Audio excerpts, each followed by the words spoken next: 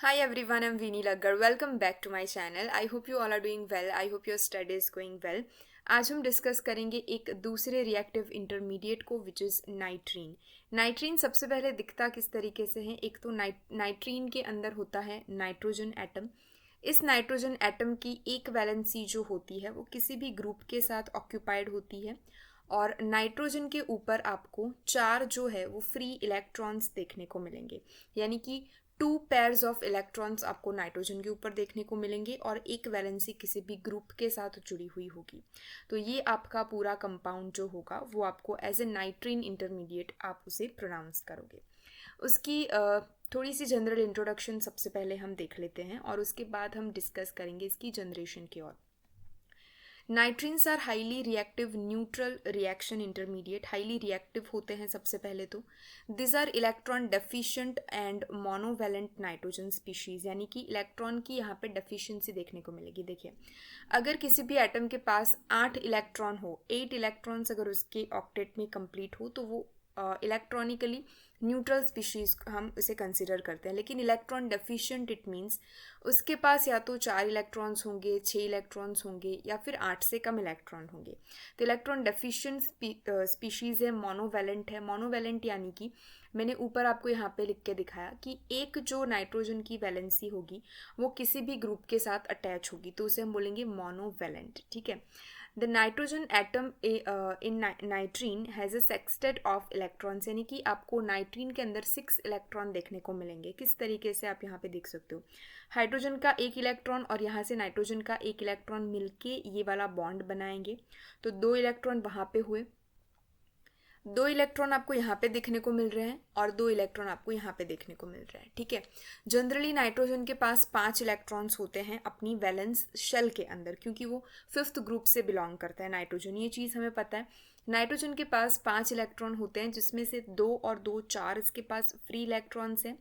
एक इलेक्ट्रॉन जो है वो हाइड्रोजन के एक इलेक्ट्रॉन के साथ पेयरिंग करके हाइड्रोजन के साथ एक कोवेलेंट बॉन्ड बनाने में यूज़ हुआ है।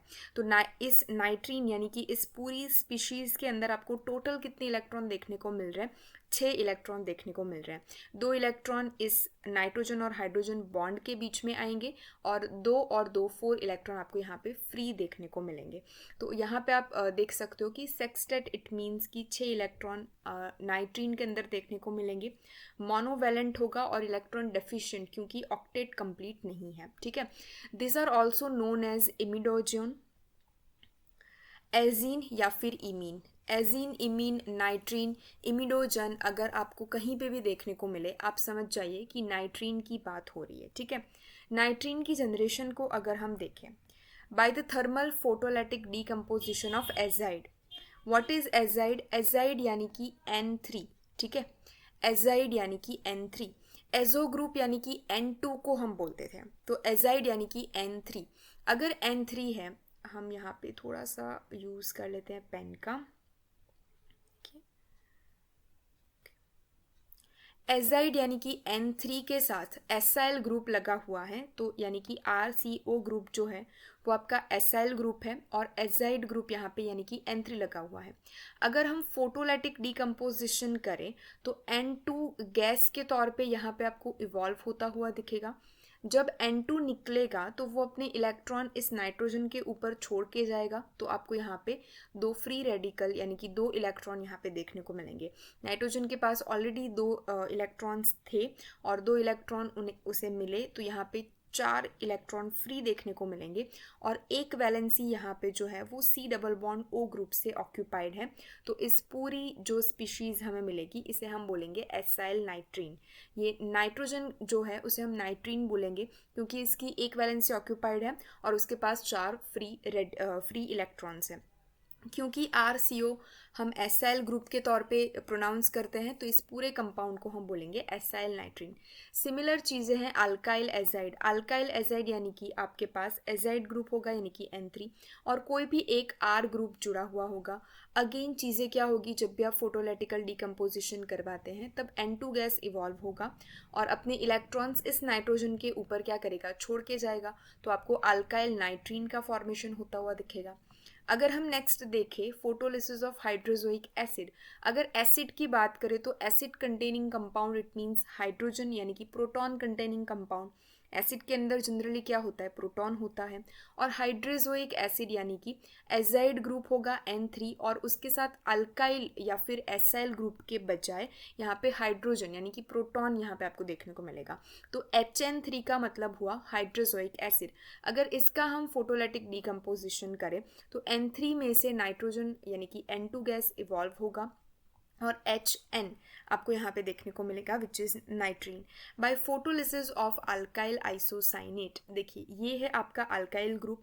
आइसोसाइनेट यानी कि N double bond C double bond O group को हम बोलेंगे आइसोसाइनेट। अगर हमें नाइट्रीन बनाना है तो जनरली आपको पता होगा कि RN से हमें नाइट्रीन मिलेगा, तो किस गैस का इवोल्यूशन होगा, CO गैस का इवोल्यूशन होगा। यहाँ पे से जो बॉन्ड टूटेगा, ऑलरेडी नाइट्रोजन के ऊपर 2 इलेक्ट्रॉन्स थे, अब इस बॉन्ड के इलेक्ट्रॉन नाइट्रोजन की ऊपर शिफ्ट होंगे क्योंकि नाइट्रोजन की इलेक्ट्रोनेगेटिविटी कार्बन से ज़्यादा है, तो नाइट्रोजन के ऊपर एक्स्ट्रा 2 इलेक्ट्रॉन्स जो है वो यहाँ पे ऐड होंगे। तो 2 इलेक्ट्रॉन्स ये वाले, 2 इलेक्ट्रॉन्स ये वाले, और एक जो है इसकी ऑक्यूपेंसी अल्काइल ग्रुप से है, तो इस पूरी स्पीशीज़ को हम बोलेंगे नाइट्रीन। तो ये था आपका जनरली जनरेशन ऑफ नाइट्रीन। आप करोगे अल्काइल आइसोसाइनेट से, हाइड्रोजोइक एसिड से, अल्काइल एजाइड से या फिर एसाइल एजाइड से। फोटोलाइटिक डीकम्पोजिशन हमें करना है या फिर डिग्रेडेशन हमें करना है। नाइट्रोजन गैस का इवोल्यूशन होगा, ये चीज़ आपको ध्यान में रखनी है। नेक्स्ट हम डिस्कस करेंगे इसकी स्टेबिलिटी के बारे में। देखिए नाइट्रीन्स आर वेरी रिएक्टिव स्पीशीज़ यानी कि वो स्टेबल कम होंगे and can not be isolated यानी कि इनको हम ट्रैप नहीं कर सकते, किसी भी जगह पे हम इसको ट्रैप नहीं कर सकते, आइसोलेट नहीं कर सकते। However nitrene has been trapped by its reaction with carbon monoxide to yield an isocyanate, यानी कि मान लीजिए कि मैंने फिनाइल एजाइड फिनाइल N3 को मैंने फोटो इरेडिएट करवाया, यानी कि मैंने इसके ऊपर कोई भी लाइट इरेडिएट करवाई, तो N3 में से नाइट्रोजन गैस का इवॉल्व होगा और मुझे यहाँ पे फिनाइल नाइट्रीन देखने को मिलेगी। फिनाइल नाइट्रीन की अगर मैं रिएक्शन करवाऊँ कार्बन मोनोक्साइड से, कार्बन मोनोक्साइड से अगर मैं इसकी रिएक्शन करवाऊँ तो ये जो नाइट्रोजन है वो जुड़ जाएगा कार्बन मोनोक्साइड से, यानी कि N double bond C double bond O बन जाएगा और यहाँ पे फिनाइल ग्रुप है तो फिनाइल आइसोसाइनेट हम इसे प्रोनाउंस करेंगे। तो अगर हमें फिनाइल नाइट्रीन को ट्रैप करना है किसी भी जगह पे, उसको अगर हमें आइसोलेट करना है तो हम किस तरीके से कर सकते हैं, फिनाइल आइसोसाइनेट का फॉर्मेशन करवा के हम उसे आइसोलेट कर सकते हैं। अगर फिनाइल आइसोसाइनेट में से हमें नाइट्रीन की ज़रूरत पड़ी तो हम किस तरीके से इसे कन्वर्ट करेंगे, हम इसकी अगेन फोटोलाइटिक डिकम्पोजिशन करवाएंगे जहाँ से कार्बन मोनोक्साइड गैस जो है वो इवॉल्व हो जाएगा और हमें फिनाइल नाइट्रीन जो है वो अगेन मिल जाएगा। ठीक है। नाइट्रीन can also be trapped in presence of ethylene. अगर इथिलीन की बात हम करें तो बीच में डबल बॉन्ड है, तो ये बॉन्ड टूट जाएगा और नाइट्रीन और यानी कि हाइड्रोजन और नाइट्रोजन जो है वो इन दोनों कार्बन के बीच में जुड़ जाएगा इस तरीके से। ठीक है, तो इस तरीके से भी हम इस चीज़ को ट्रैप कर सकते हैं नाइट्रीन को। अभी अगर हम रिएक्शन देखें नाइट्रीन्स की, तो इंसर्शन रिएक्शन यानी कि किसी भी चीज़ को ऐड करना। ठीक है, तो सिंगलेट नाइट्रीन अंडर को, अभी देखिए नाइट्रीन के अंदर जैसे हमने कार्बिन में देखा था सिंगलेट और ट्रिपलेट दोनों कार्बिन नाइट्रीन आएगी। सिंगलेट यानी कि दोनों की जो स्पिन होगी वो क्या होगी, अपोजिट होगी। ट्रिपलेट यानी कि दोनों की स्पिन किस तरीके से होगी, एक ही तरफ होगी। तो नाइट्रीन के भी ये दो टाइप है। इंसर्शन रिएक्शन में सिंगलेट नाइट्रीन जो होती है undergo sigma insertion to give secondary amine. Secondary amine यानी कि नाइट्रोजन एटम किसी दो अल्काइल ग्रुप से जुड़ा हुआ होगा। सिग्मा इंसर्शन इनटू, देखिए ये पूरा कंपाउंड है, यहाँ पे आपके पास CH2 ग्रुप होगा जिसका एक हाइड्रोजन जो है वो एज ए सेपरेट यहाँ पे बताया हुआ है।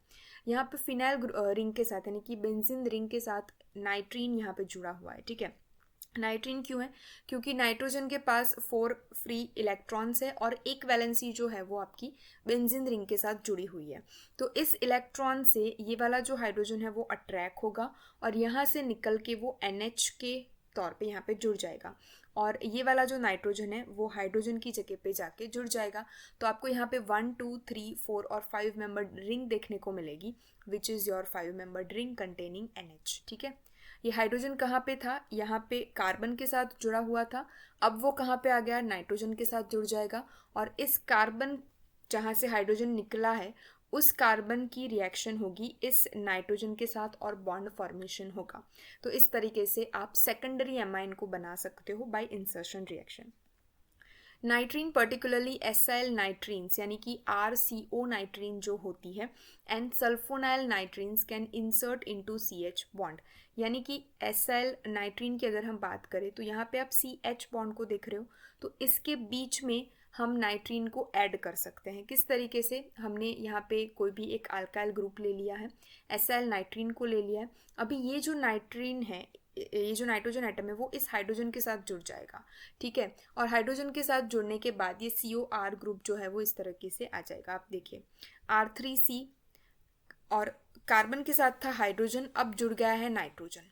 कार्बन के साथ पहले था हाइड्रोजन, इस हाइड्रोजन के साथ अब नाइट्रीन ने बॉन्ड बना लिया और ये नाइट्रीन जो है वो इस कार्बन के साथ जुड़ गया। तो नाइट्रोजन, हाइड्रोजन और ये COR ग्रुप जो यहाँ पे SL ग्रुप में था, नाइट्रीन के साथ जो SL ग्रुप था अब वो यहाँ पे जुड़ गया है, ठीक है, पीछे। तो आप देख पा रहे होंगे ये कार्बन और इस हाइड्रोजन के बीच में नाइट्रीन का इंसर्शन हो चुका है, ठीक है। तो इस तरीके से आप CH बॉन्ड के अंदर नाइट्रीन को इंसर्ट करवा सकते हो। रीअरेंजमेंट रिएक्शन कौन सी होती है? Acyl नाइट्रीन undergo skeletal rearrangement to give alkyl isocyanate. This rearrangement is involve Curtius and Hoffman rearrangement. Also Schmitt and Lawson rearrangement भी नाइट्रीन रीअरेंजमेंट के ही पोर्शन है। इस वीडियो लेक्चर के अंदर हम लॉसन रीअरेंजमेंट को डिस्कस कर रहे होंगे, ठीक है। चलिए, रीअरेंजमेंट रिएक्शन किस तरीके से होगी? मान लीजिए ये एसाइल नाइट्रीन है, तो ये जो अल्काइल ग्रुप है वो नाइट्रोजन के ऊपर शिफ्ट हो जाएगा, तो RN double bond C double bond O, RN double bond C double bond O, यानी कि अल्काइल आइसोसाइनेट आपको यहाँ पे देखने को मिलेगा। अगर लॉसन रीअरेंजमेंट की हम बात करें, द थर्मल एसिड और बेस कैटलिस्ट, थर्मल कंडीशन में होगा, एसिड या फिर बेस कैटलिस्ट कन्वर्जन में होगा ऑफ हाइड्रिज्मिक एसिड यानी कि hydrosmic acid and their orthoacyl orthoaryl derivatives to isocyanate is called Lawson rearrangement. Hydroxamic acid यानी कि NaOH, हाइड्रोजोइक एसिड का आपको फॉर्मूला पता है, NaOH होगा। हाइड्रोजमिक एसिड के अंदर NaOH फंक्शनल ग्रुप आएगा। ऑर्थो एसाइल और ऑर्थो एराइल, यानी कि यहाँ पे R की जगह पे एराइल ग्रुप भी हो सकता है। एसाइल क्यों बोला? क्योंकि RCO ग्रुप है, ठीक है। तो अगर हाइड्रोजमिक एसिड ऑफ ऑर्थो एसाइल या फिर ऑर्थो एराइल कंपाउंड को हम एसिड बेस या फिर फोटोलैटिकल कंडीशन के अंदर कन्वर्ट करते हैं तो वो आइसोसाइनेट के अंदर फॉर्म होगा। और उस आइसोसाइनेट को अगर हम वाटर मोलिक्यूल के साथ उसका एक्वियस वर्कअप करवाएं तो हमें RNH2 मिलेगा, यानी कि प्राइमरी एमाइन मिलेगा, ठीक है। मान लीजिए कि इस तरीके का कंपाउंड है RCONH। ऑक्सीजन यहाँ पे जो आपका हाइड्रोजन एटम है हाइड्रोजमिक एसिड का, वो सब्सटीट्यूट हुआ है एसएल ग्रुप से, तो भी सेम रिएक्शन होगी, RN double bond O, RN double bond C double bond O, यानी कि आइसोसाइनेट मिलेगा। एक्वियस वर्कअप से आपको प्राइमरी एमाइन मिलेगा। तो ये जो थी वो आपकी थी लॉसन रीअरेंजमेंट, और इसका जो मैकेनिज्म है वो मैं एक बार आपको दिखा देती हूँ ताकि ये कंपाउंड किस तरीके से प्रोडक्ट में कन्वर्ट होते हैं वो आपको समझ में आए। अगर हम बेस कैटलिस्ट की बात करें तो सबसे पहले आपके पास एक है नाइट्रीन कंपाउंड। नाइट्रीन कंपाउंड के अंदर अगर आप देखो तो ये नाइट्रोजन जो है उसके साथ हाइड्रोजन जुड़ा है और एक वैलेंसी O और ग्रुप जुड़ा हुआ है, ग्रुप यानी कि जी के तौर पे आप हाइड्रोजन लिख सकते हो, COR ले सकते हो या फिर CO एरोमेटिक कंपाउंड ले सकते हो। बेस कैटलिस्ट यानी कि OH माइनस की जब हम रिएक्शन करवाएंगे तो हमें पता है कि बेस के प्रेजेंस में हाइड्रोजन हमेशा एब्स्ट्रैक्ट होगा। हाइड्रोजन एब्स्ट्रैक्ट होगा तो नाइट्रोजन के पास नेगेटिव चार्ज आ जाएगा, ठीक है। अभी क्या होगा, ये जो पूरा ऑक्सीजन के साथ ग्रुप जुड़ा हुआ था वो लीव करेगा। यहाँ से जो नाइट्रोजन है वो इस नाइट्रोजन अल्काइल ग्रुप है वो इस नाइट्रोजन के ऊपर शिफ्ट होगा। ये जो नेगेटिव चार्ज के इलेक्ट्रॉन थे वो नाइट्रोजन और ऑक्सीजन के बीच के बॉन्ड में शिफ्ट हो जाएंगे, तो नाइट्रोजन और कार्बन के बीच में बनेगा double bond which is this. Carbon के साथ ऑलरेडी डबल बॉन्डेड ऑक्सीजन था वो आ गया। अब नाइट्रोजन के साथ जुड़ जाएगा अल्काइल ग्रुप, यानी कि R ग्रुप जो पहले कार्बन के साथ जुड़ा था कार्बोनिल कार्बन के साथ, अब वो नाइट्रोजन के साथ जुड़ गया है और आपका जो ग्रुप है विथ ऑक्सीजन एटम वो यहाँ से दूर हो चुका है। अगर हम एसिड कैटलिस्ट की बात करें तो एसिड क्या करेगा वो आप देख लीजिए। ऑक्सीजन के पास है आपके 4 इलेक्ट्रॉन्स, आप यहाँ पे देख सकते हो। H+ जो है वो इस ऑक्सीजन के साथ इलेक्ट्रॉन्स जो उससे अट्रैक्ट होगा और यहाँ पे इस तरीके से बॉन्ड बना लेगा। क्योंकि ऑक्सीजन की वैलेंसी यहाँ पे 2 से 3 बढ़ गई है तो ऑक्सीजन के ऊपर आएगा प्लस चार्ज, ठीक है। यहाँ पे आप देख सकते हो GOH जो है वो अब यहाँ से रिमूव हो सकता है। जो अल्काइल ग्रुप है वो नाइट्रोजन के ऊपर शिफ्ट करेगा। हाइड्रोजन जो है वो निकल जाएगा अपने इलेक्ट्रॉन नाइट्रोजन और कार्बन के बीच में देके। तो R के साथ अब नाइट्रोजन जुड़ गया है, double bond carbon, double bond oxygen, ये आपको आइसोसाइनेट देखने को मिलेगा। और सेम चीज़ अगर आप एक्वियस वर्कअप करवाओगे तो RNH2 आपको यहाँ से देखने को मिलेगा और CO2 गैस जो है वो इवॉल्व होगा। RNH2 देखने को मिलेगा और CO2 गैस जो है वो इवॉल्व होगा। तो इतनी चीज़ें थी हमारे पास नाइट्रीन से रिलेटेड। हॉफमैन कर्टियस जो रीअरेंजमेंट होगी, यहाँ पे आप देख सकते हो हॉफमैन कर्टियस रीअरेंजमेंट, वो आपको नेम रिएक्शन के अंदर देखने को मिल जाएगी। हमारी प्लेलिस्ट के अंदर आप जाइएगा, नेम रिएक्शन चैप्टर को सर्च करिएगा, आपको वहाँ पे ये दोनों रीअरेंजमेंट जो है वो दिख जाएगी। तो इतनी चीज़ें थी नाइट्रीन के अंदर। आई होप आपको सारी चीज़ें समझ में आई होगी। अगर आपको कोई भी डाउट हो प्लीज़ कमेंट सेक्शन के अंदर मेंशन करिएगा, I will definitely reply on that. मिलेंगे एक नेक्स्ट वीडियो लेक्चर के साथ जहाँ पे हम डिस्कस कर रहे होंगे किसी एक और इंटरमीडिएट को। Till then stay happy, stay positive.